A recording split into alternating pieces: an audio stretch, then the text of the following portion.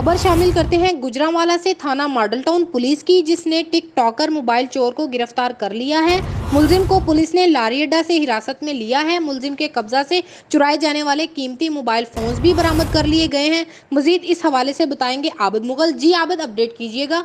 हाँ जी, बिल्कुल। ये थाना मॉडल टाउन पुलिस की शानदार कारकर्दगी सामने आई है, जिसमें पुलिस ने टिकटॉकर मोबाइल चोर, जिसका नाम अली हमजा बताया जा रहा है, को मॉडल टाउन थाना की हदूद में वाक़या लारी अड्डा से ड्रामाई अंदाज में गिरफ्तार कर लिया है। गिरफ्तार टिकटॉकर से 6 लाख रुपए मालियत की इंतहाई कीमती मोबाइल फ़ोन्स और एक होंडा गाड़ी भी बरामद कर ली गई है। मॉडल टाउन पुलिस के मुताबिक गिरफ्तार टिकटॉकर टिकटॉक बनाने के साथ साथ अपनी गर्लफ्रेंड्स को खुश करने के लिए और इनको पैसे देने के लिए वारदातें करता था। मॉडल टाउन पुलिस ने मुलज़िम के खिलाफ मुकदमा दर्ज करके मज़ीद तफ्तीश का आगाज़ कर दिया है। जी।